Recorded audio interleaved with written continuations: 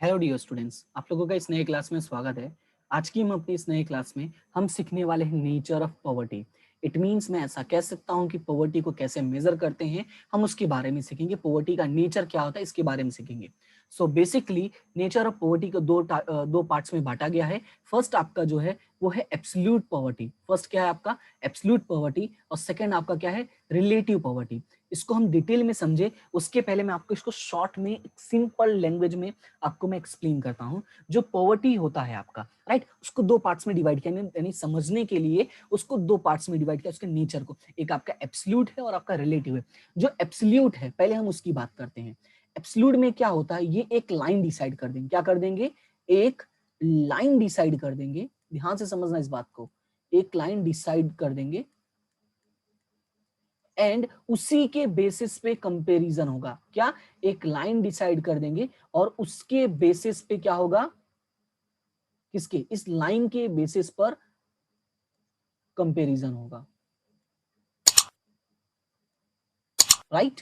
तो ये आपका क्या हो जाएगा? ये आपका हो जाएगा एब्सोल्यूट। लेकिन अगर मैं बात करता हूं रिलेटिव, तो रिलेटिव क्या होगा? यहां पे जब आप दो ग्रुप्स की बात करते हैं, क्या दो ग्रुप्स की बात करते हैं, ठीक है, जब आप दो ग्रुप्स में कंपेयर करते हैं तो वो आपका क्या हो जाएगा? रिलेटिव। ये आप सिंपल लैंग्वेज में याद रख सकते हो। एब्सोल्यूट में एक लाइन डिसाइड हो जाता है, रिलेटिव में दो लोग होते हैं, दो ग्रुप्स होता है, दो कंट्री होता है, राइट। और एब्सोल्यूट में क्या होगा? एक लाइन होगा जिसके बेस पे हमें चेक करना है कि भाई कौन, अगर इसके नीचे है तो गरीब है, इसके ऊपर है तो वो अच्छा है, राइट। अब डिटेल में समझते हैं इसमें होता क्या है। सबसे पहले हम बात करते हैं absolute poverty. To understand the level of absolute poverty, minimum requirement should be studied. It means कि देखो यहाँ पे क्लियरली बोल दिया है कि अगर आपको एब्सोल्यूट पॉवर्टी समझना है तो आपको क्या समझना पड़ेगा? आपको मिनिमम रिक्वायरमेंट समझना पड़ेगा। बहुत ही क्लियरली वर्ड में लिखा हुआ है, right. To understand absolute poverty we have to understand minimum requirement, यानी it should be studied. So now उसके लिए एक पॉइंट बताया मैंने, पॉवर्टी लाइन। मैंने कहा ना एक लाइन डिसाइड कर देंगे। इन्होंने क्या डिसाइड किया? एक पॉवर्टी लाइन डिसाइड किया है। द मिनिमम एक्सपेंडिचर और income required to satisfy the minimum basic need and service is known as a poverty line.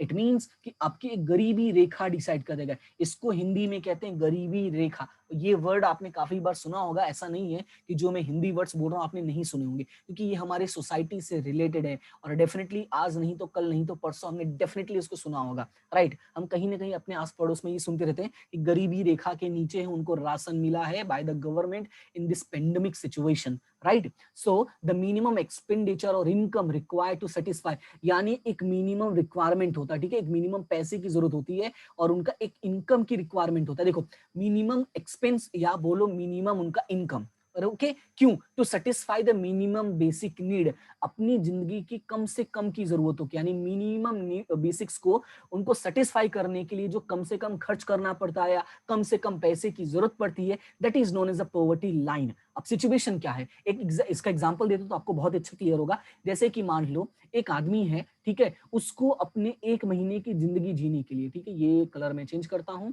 एक महीने की जिंदगी जीने के लिए उसको जरूरत है 1,000 रुपए की, राइट।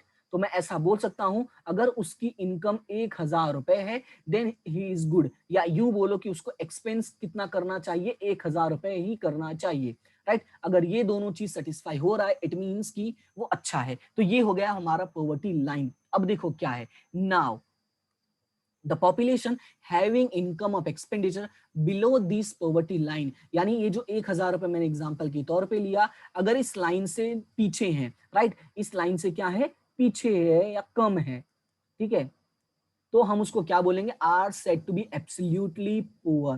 तो हम उसको क्या बोलेंगे? एब्सोल्युटली पुअर बोलेंगे, जिसको हम कह सकते हैं also known as a complete poor. तो आपको याद रखना है, क्या याद रखना है? कि एब्सोल्यूट पॉवर्टी को हम कंप्लीट पुअर के नाम से भी जानते हैं, या एब्सोल्युटली पुअर को हम कंप्लीट पुअर के नाम से भी जानते हैं। ये आपका एमसीक्यू में, आपका 1 मार्क्स में बन सकता है, सो इसको याद रखना, राइट। फिर आगे बढ़ते हैं। In initial years of planning Indian council of medical research, जो हमारा ICMR है, आपने इस लॉकडाउन में काफी बार इस इंस्टीट्यूट का नाम सुना होगा, राइट, क्योंकि ये इंस्टीट्यूट ने काफी मदद की है हमारे देश की। तो Indian council of medical research क्या है? इन्होंने क्या कहा था? रूरल एरियाज पर पर्सन पर डे 2400 कैलोरीज। देखो जो रूरल एरियाज है, ठीक है, जिसको हम लोग गामड़ा इलाका बोलते हैं, गांव का एरिया बोलते हैं, ठीक है। और अर्बन मतलब जिसको हम नाम जानते हैं शहर। तो जो गांव के लोग हैं उनकी मिनिमम रिक्वायरमेंट कितनी है, 2400 कैलोरीज, और जो सिटीज में रहते हैं उनकी रिक्वायरमेंट्स कितनी, 2100 कैलोरीज। अब मन में सवाल होता होगा कि सर इनको 2400 की जरूरत क्यों है और इनको 2100 की जरूरत क्यों है। तो सिंपल सा लॉजिक है, ये जो रूरल एरियाज में रहते हैं ज्यादातर लोग क्या है, फार्मिंग करते हैं। क्या करते हैं, ज्यादातर लोग फार्मिंग करते हैं। और कहीं ना कहीं जब आदमी फार्मिंग करता है तो मैं उसको बोल सकता हूँ लेबर कर रहा है, और लेबर करने के लिए आपको बहुत मेहनत करनी पड़ती है, तो डेफिनेटली आपको उतनी ही एनर्जी चाहिए।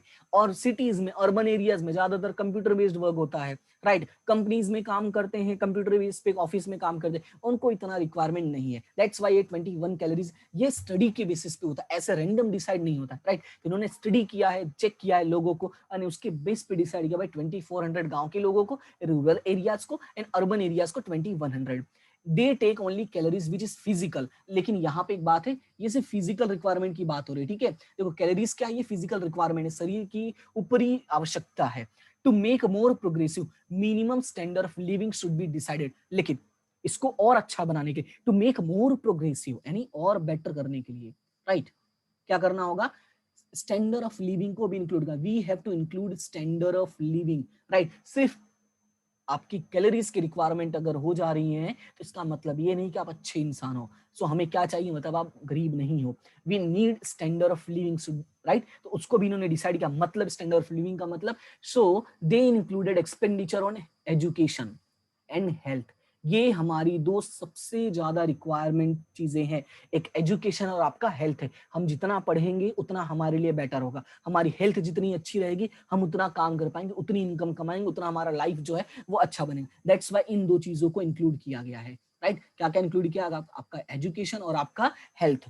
As per this new method in 2011 and 12, और ये मेथड कब आया था, 2011-12 में आया था। और इसके बेसिस पे फिर हुआ क्या, per capita monthly consumption expenditure for rural areas 816। देखो उसके बाद जो रूरल एरियाज का अमाउंट डिसाइड हुआ था वो कितना हुआ था, 816 डिसाइड हुआ था। तो ये आपको याद रखना है, राइट। जब भी देखो क्वेश्चन आपको दो तरह से पूछ सकते हैं, एक मिनिमम कैलोरीज रिक्वायरमेंट, राइट, और एक मिनिमम एक्सपेंडिचर या minimum per capita consumption expenditure, right. तो आपको याद रखना है, अगर कैलोरीज की बात करते हैं तो कैलोरीज आपका कितना है, तो आपका कैलोरीज है 2400 एंड 2100, राइट।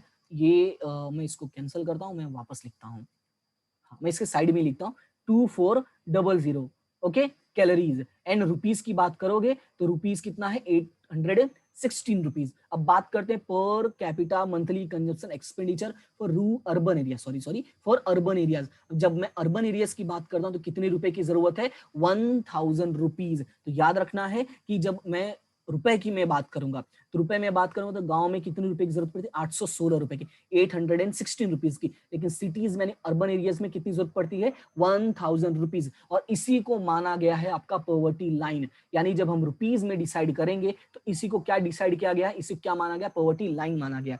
अभी इसमें देखो जो रुपीज में की बात की हमने, तो रुपीज में देखो रूरल का कम हो गया, राइट। कैलोरीज की बात करते हैं तो कैलोरीज का इसका 2100 था और इसका 2400 था। लेकिन रुपीज में देखो इसका ज्यादा हो गया, क्योंकि कहीं ना कहीं सिटीज में जो है आपका वो इन्फ्लेशन टाइप का सिचुएशन है। इन्फ्लेशन नहीं कह सकता, इन्फ्लेशन तो बहुत बड़ा हो जाएगा। मैं सीधा सा बोलता हूँ, यहाँ पे चीजें जो हैं हमारी बेसिक रिक्वायरमेंट की चीजें वो रूरल एरियाज के कंपैरिजन में कहीं ना कहीं थोड़ी महंगी मिलती हैं।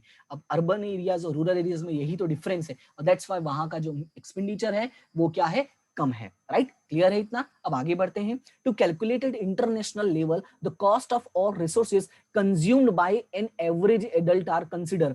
अब देखो यहाँ पे सिचुएशन क्या है, जब हम इंटरनेशनल लेवल की बात करते हैं, ठीक है भाई, हमारी आदत है हम हमेशा कंपेयर करते हैं बड़े बड़े लोगों से, राइट। तो जब बात करते हैं हम इंटरनेशनल लेवल की बात करेंगे तो यहाँ पे क्या इंक्लूड होगा, कंपेरिजन कैसे कर पाओगे, कॉस्ट ऑफ ऑल रिसोर्सेज, यानी जो भी चीजें एक नॉर्मल एडल्ट यूज करता है, राइट। इसलिए वर्ड यूज किया है, by an average adult are considered. एक एवरेज एडल्ट जो भी नॉर्मल चीजें कंज्यूम करता है उन सभी का कॉस्ट ये लोग इंक्लूड करेंगे। Then they will compare with the other countries like foreign countries, America, Japan, China, right, Russia, तो इन सब चीजों से हम कंपेयर कर सकते हैं, आई मीन इन सब कंट्रीज से हम कंपेयर कर सकते हैं। ये आपका क्या है, ये आपका पूरा का पूरा जो पॉइंट था ये किसके बारे में, एब्सोल्यूट के बारे में। और इसमें काफी सारी चीजें मैंने बोला जो आपको याद रखनी है, बहुत ही इंपॉर्टेंट टॉपिक है। फिर बात करते हैं, हमारा नेक्स्ट पॉइंट है रिलेटिव पॉवर्टी। देखो हमारा नेक्स्ट कंसेप्ट क्या है, रिलेटिव पॉवर्टी।